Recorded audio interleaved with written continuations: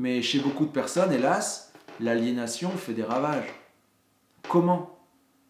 Prends l'exemple de ton propre pays. La Suisse est dotée d'un régime politique dit de démocratie directe. 100 000 citoyennes et citoyens réunis peuvent exiger qu'un scrutin populaire soit organisé pour modifier ou abolir n'importe quel article de la Constitution. Ah oui, les dimanches de votation. À Genève, on vote sans arrêt, tous les 2 ou 3 mois, sur les sujets les plus divers. Eh bien, Zora, ces dimanches produisent, la plupart du temps, des résultats désastreux. La Suisse est dominée par une des oligarchies capitalistes les plus féroces, les plus habiles du monde. 2% de la population possède 96% des valeurs patrimoniales. Avant chaque votation populaire, les oligarques mobilisent des dizaines de millions de francs suisses pour inciter le peuple à voter dans le sens qu'ils souhaitent. Et ils parviennent la plupart du temps à leur fin. Prends le cas des scrutins fédéraux des 2 dernières années. Les Suisses ont voté librement, dans le secret des urnes, contre l'instauration d'un salaire minimum, contre la limitation des salaires les plus élevés, contre la création d'une caisse publique d'assurance maladie, contre une semaine supplémentaire de vacances pour tous, contre l'augmentation de la rente versée aux retraités. Je t'ennuie avec mes exemples? Non, non. Comme des moutons bêlants, les citoyennes et citoyens suisses obéissent aux diktats de leurs oligarques. La fière confédération helvétique fournit désormais l'exemple presque parfait d'une démocratie simulative. Cette situation t'énerve, Zora, mais j'enrage contre la passivité du peuple, contre sa volontaire soumission aux mensonges de la classe capitaliste. Cette passivité n'est d'ailleurs nullement propre à la Suisse, et surtout, elle vient de loin. Ce consentement tacite aux agissements des prédateurs se manifeste dès le début de la Révolution française et de la prise du pouvoir d'État par la bourgeoisie. Sais-tu ce que sont les cahiers de doléances? Ben non, explique-moi. Devant la crise économique incontrôlable de la fin des années 1780, le roi Louis XVI a été contraint de convoquer à Paris les États généraux, une assemblée générale des représentants des 3 ordres de la société d'alors, la noblesse, le clergé et le tiers-état. Nombre de cahiers de doléances ont été rédigés en 1789 par les miséreux et plaignants de tous les coins du royaume. En lisant certaines de ces pétitions, rééditées par les archives nationales, j'en ai eu les larmes aux yeux. Mais au lieu de lutter eux-mêmes pour la reconnaissance de leurs droits, les pauvres et mendiants de France, comme ils se désignaient parfois eux-mêmes, s'en sont remis, pour la défense de leurs intérêts, à leurs futurs prédateurs, les bourgeois capitalistes, sans le savoir. Écoute une de ces doléances, datée du 4 octobre 1789. Nos seigneurs, les pauvres et les mendiants du royaume de France, entièrement séparés de vos seigneuries, auraient le droit de prétendre former un 4e ordre dans l'État. Nul autre n'aurait comme lui autant de sujets de se plaindre et des redressements de griefs aussi nombreux à demander. Tous les droits qu'ils tiennent de la providence suprême ont été violés. Mais l'admission de notre ordre aux États généraux, tout équitable qu'elle serait, ne ferait qu'embarrasser la marche de ces délibérations. Vos seigneuries, choquées de voir réunis ensemble les 2 extrêmes et les intermédiaires de la société, trouveraient notre nudité révoltante, nos haillons ignobles et dégoûtants, et craindraient la contagion de la vermine qui nous couvre.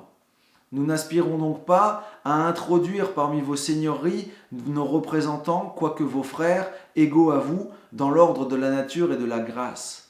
Le tableau vivant et affligeant pour l'humanité qu'elle offrirait de nos misères et de notre nudité, de nos besoins et souvent même de notre désespoir, contrarierait et ternirait l'éclat de vos opulences. Mais lorsque nous renonçons en votre faveur au droit le plus naturel et le plus légitime, daignez au moins vous charger de la défense de nos droits. Ces cahiers de doléances ont servi à quelque chose?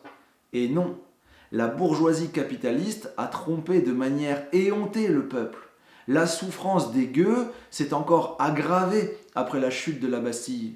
Écoute ce formidable discours de Jacques Roux. Il répond à ta question. Jacques Roux était un prêtre défroqué, intelligent, courageux, qui forçait l'admiration de tous, même de ses ennemis. Il s'est fait l'avocat des gueux, mais en vain. Il dit « L'aristocratie marchande, plus terrible que l'aristocratie nobiliaire et sacerdotale, s'est fait un jeu cruel d'envahir les fortunes individuelles et les trésors de la République. Encore ignorons-nous quel sera le terme de leur exaction, car le prix des marchandises augmente de manière effrayante, du matin au soir. Citoyens représentants, il est temps que le combat à mort que l'égoïste livre à la classe la plus laborieuse de la société finisse. Ô rage, ô honte, qui pourra croire que les représentants du peuple français qui ont déclaré la guerre aux tyrans du dehors ont été assez lâches pour ne pas écraser ceux du dedans? Qu'est devenu Jacques Roux? Condamné à mort par le comité du salut public. Il s'est suicidé la veille de son exécution. Personne ne l'a donc écouté. Ben pire que cela. Durant les générations suivantes, l'intériorisation des valeurs bourgeoises, la soumission volontaire aux bourgeois capitalistes se sont encore renforcées. Plus de 100 ans plus tard, se promenant dans le Paris nocturne, le grand Jean Jaurès, fondateur du Parti socialiste français, sur lequel ton père a écrit une très belle pièce de théâtre, a fait cette découverte. Je fus saisi, un soir d'hiver, dans la ville immense, d'une sorte d'épouvante sociale. Il me semblait que les milliers et les milliers d'hommes qui passaient sans se connaître, foule innombrable de fantômes solitaires, étaient déliés de tout lien. Et je me demandais, avec une sorte de terreur impersonnelle, comment tous ces êtres acceptaient l'inégale répartition des biens et des maux. Je ne leur voyais pas de chaînes aux mains et aux pieds, et je me disais, par quel prodige ces milliers d'individus souffrants et dépouillés subissent-ils tout ce qui est? La chaîne était au cœur, la pensée était liée. Le système social avait façonné ces hommes, il était en eux. Il était en quelque façon devenu leur substance même, et ils ne se révoltaient pas contre la réalité parce qu'ils se confondaient avec elle.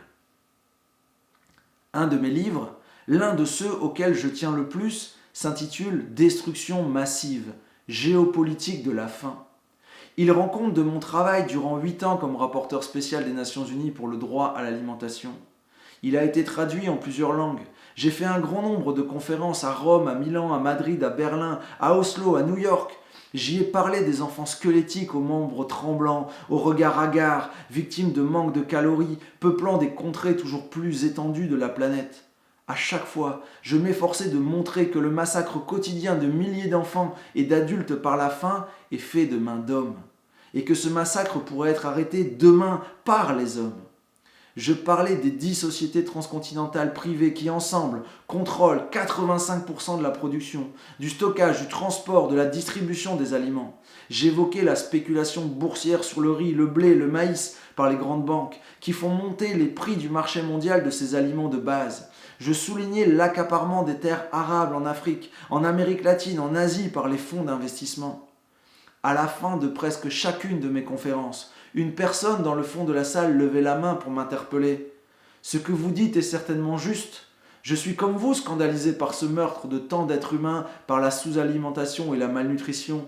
Mais moi, que puis-je faire, simple citoyen, contre ces sociétés immensément riches et toutes puissantes? Rien. » Face à ceux qu'au fond, je regardais comme des déserteurs, ma réponse, marquée par un énervement croissant, était toujours la même.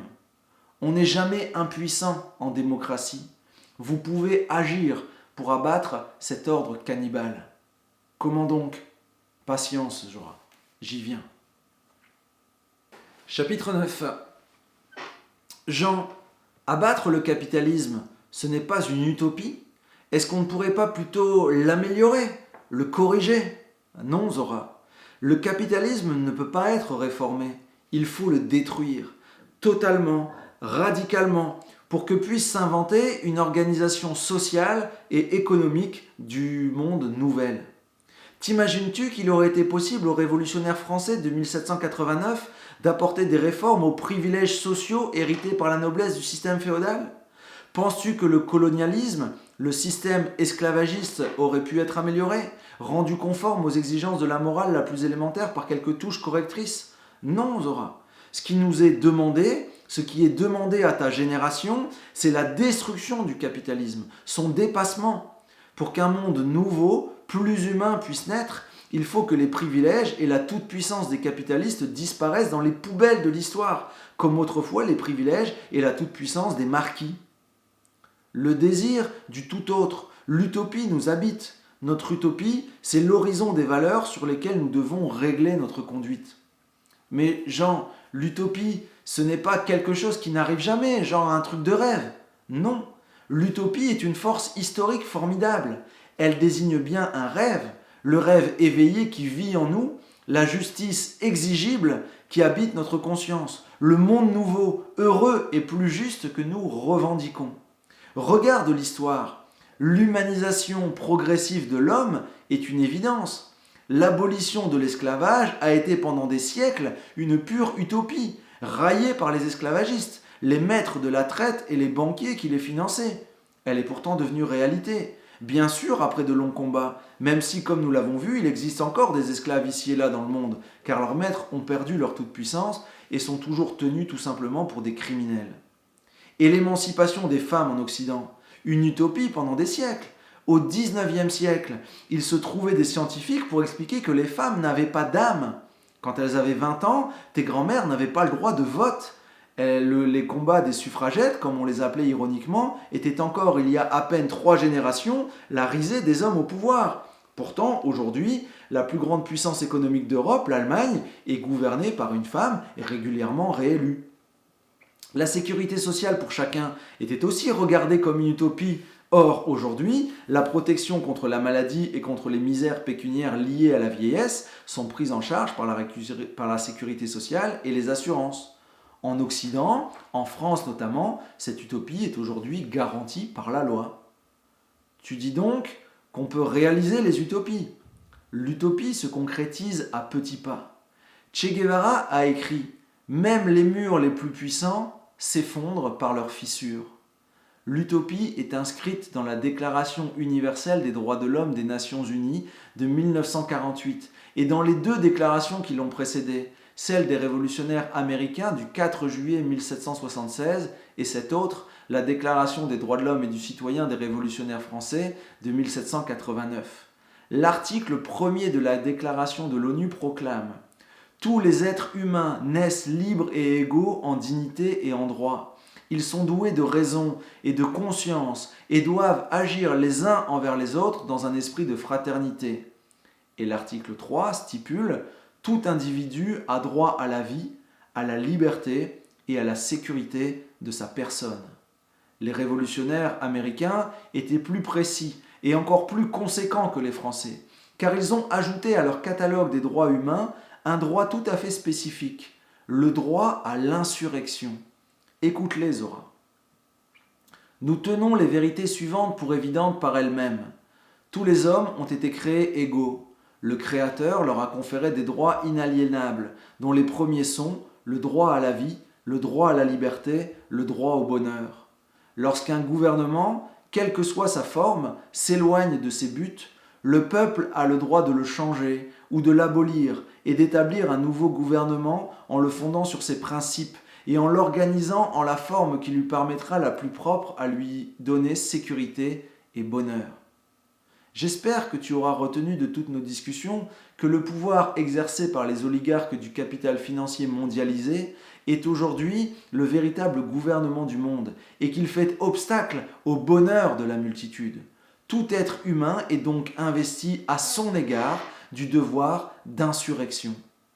Mais quand viendra cette insurrection ? Personne ne le sait, mais elle viendra. Elle est proche.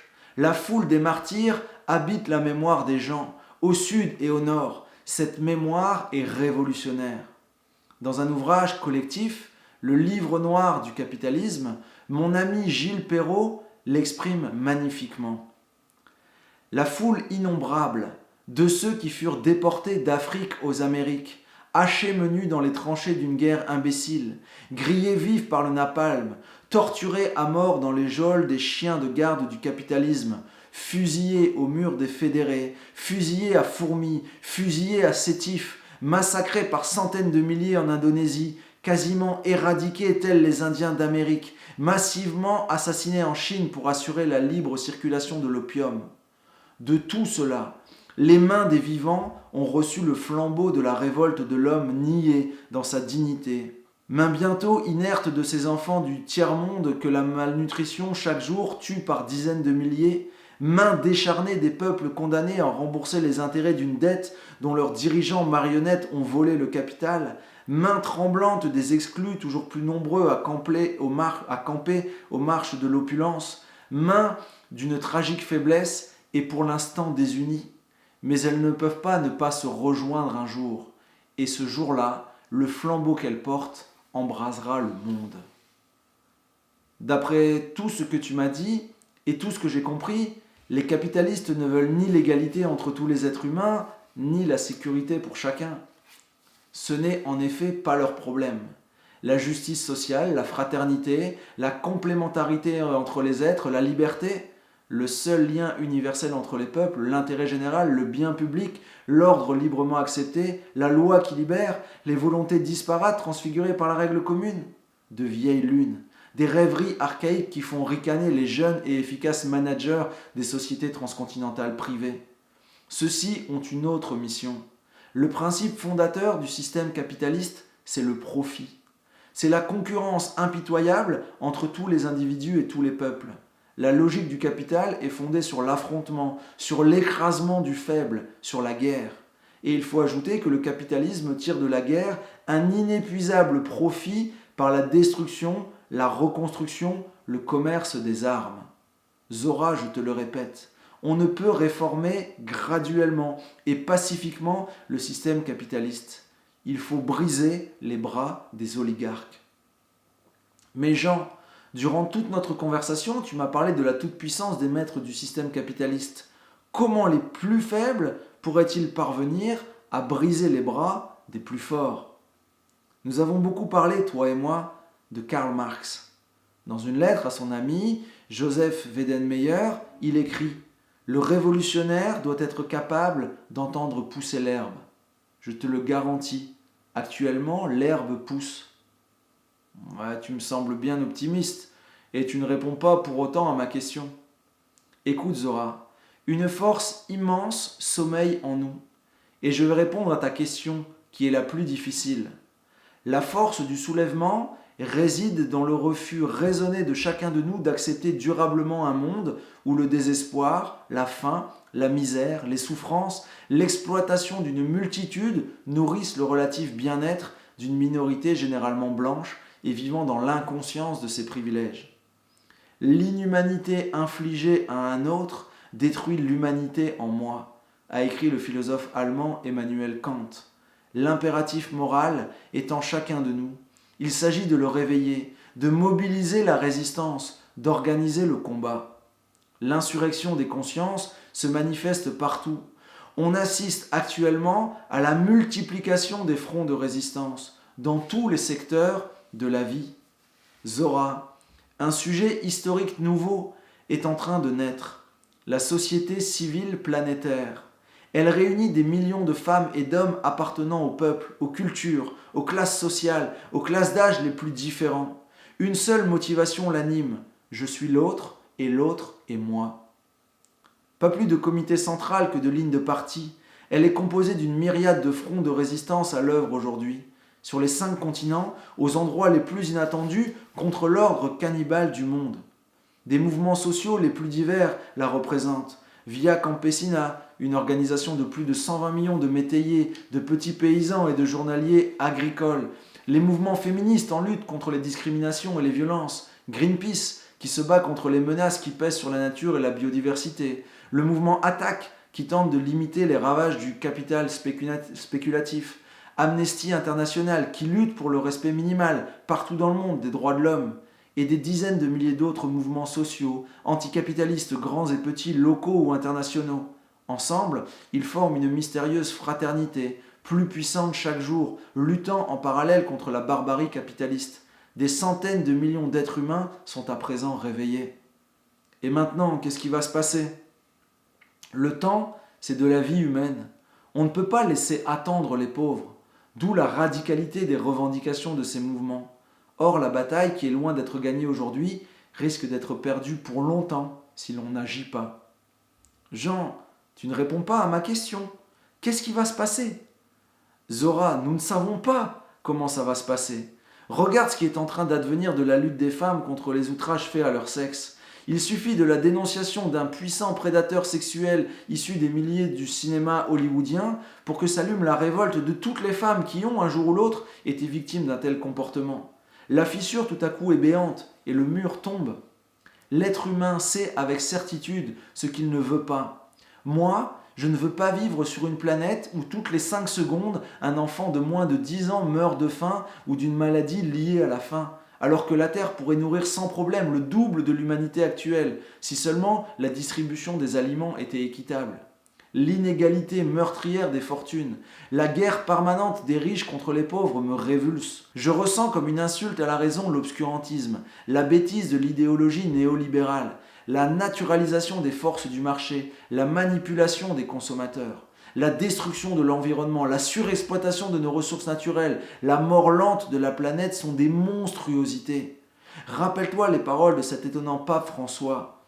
Avec l'exclusion est touchée, dans sa racine même, l'appartenance à la société dans laquelle on vit.